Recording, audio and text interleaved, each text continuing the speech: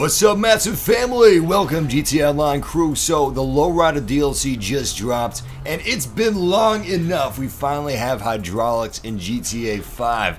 This is how I want to play GTA. Cruising down the street in my 6'4" Impala with a Mac 10 on my side. So this is probably my favorite DLC in Grand Theft Auto 5 yet.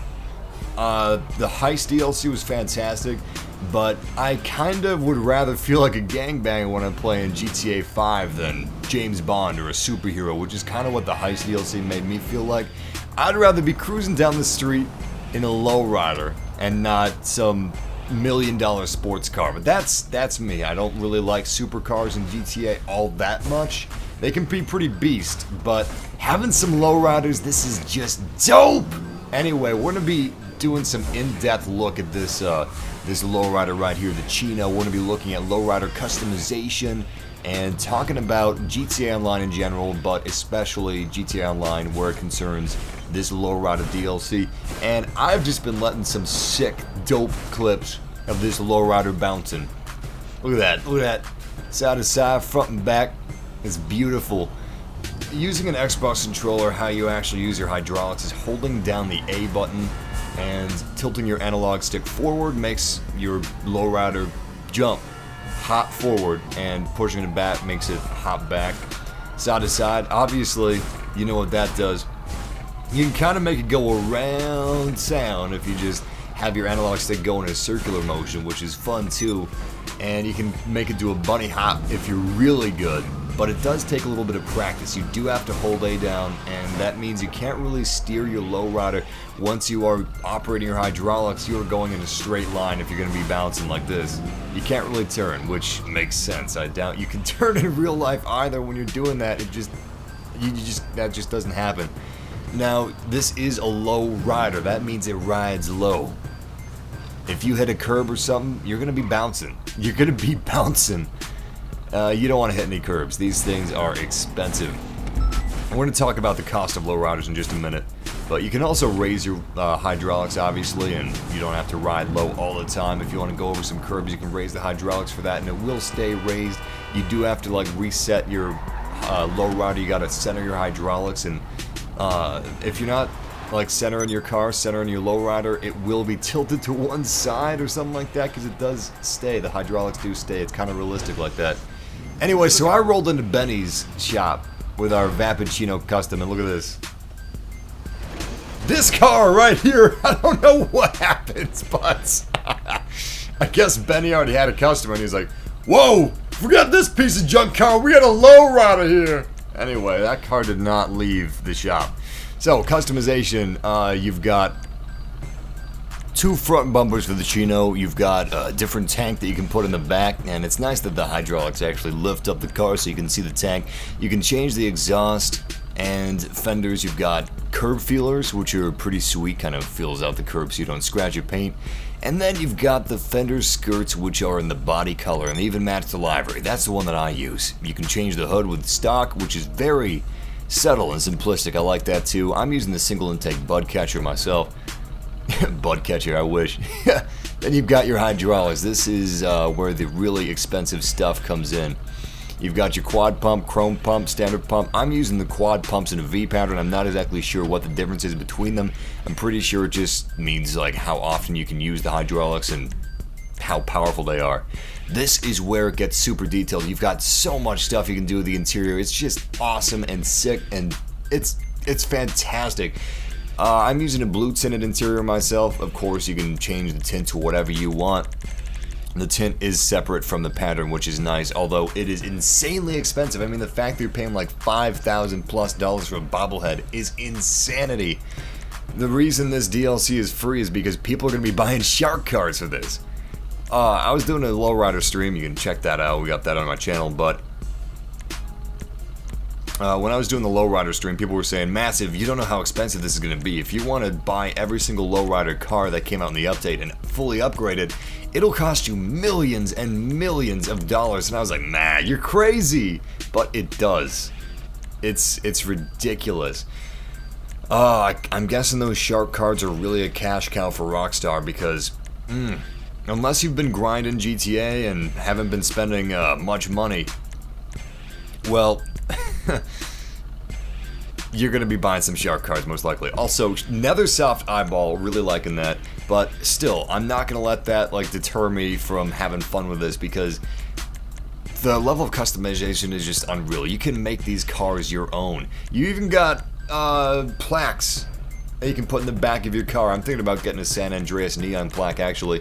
You can even change the speedometer and your different dials, and you can change the color. And on top of that, you can also like change the dial themselves. Now, I would suggest having your interior color like be your accent color. Like, have it be something that's kind of stark contrast with the exterior paint of your vehicle, and have your dials match the exterior paint of your vehicle and not the interior paint. That way, you've got some kind of color coordination going on. But yeah, it's just so expensive. It is unreal. A little disappointed in Rockstar for that, but still, this is a sick DLC. You've got your standard headlights, your standard neon lights. I'm using side and side. I was thinking about side, front, and back, but looked a little too complicated for me. The liveries are another, like, super important category. I mean, your vehicle, your Lowrider, looks so naked without them. You can't edit the color of the liveries, but you do have some different variations here. You got the nice simple pinstripe, the outline pinstripe, which adds a few more stripes in there. Then you've got the thick striping. Personally, I like the thick red striping because it really looks nice with the orange paint drop. The floral liveries look good as well. I would suggest having like whatever livery matches up with your body color, obviously. You got plate holders too, nice variety. Expensive ass plate holders, I mean, damn, you'd think they were like solid gold or silver or something. As for the color of your neon kit, I would suggest having that be the same color as your interior. That way, especially if you don't have a top tier car, it looks real slick, real nice. Even if you don't, it still looks good. You got all kinds of plate customization options. As far as window tinting goes, I would suggest having your window tinting not be too tinted. I mean, you want to see who's riding this badass thing, and it'll also kind of hide the interior details, obviously. You got a few different roof options. I like the custom roof, but the stock roof really just makes the livery punch even more. So I am probably going to be rolling with the stock roof for the duration of the time I'm using my Lowriders. No roof is pretty tempting too, especially with how like detailed you can make your interior, but I just like the liveries too much.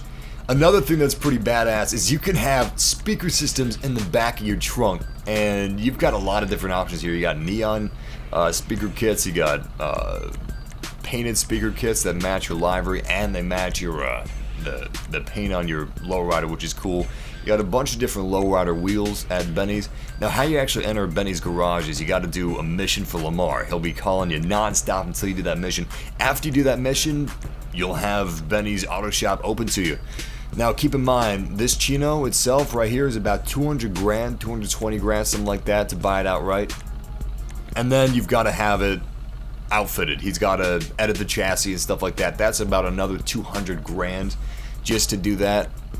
And yeah, then you got like 200 grand on top of that for hydraulics. It is expensive stuff, but it is worth it. It really is. I mean, this is so sick. This is so dope, so nice. What else is there? What else is there? I mean, you've got 1, 2, 3, like 4 different cars in the Lowrider update, and they all look amazing. You've even got a van. The speaker systems in the van are just... they're out of this world. They are amazing. And when music's pumping out of your speaker systems, you'll actually hear the bass. The bass will be thumping. The bass will be crazy. So it's not just aesthetics either.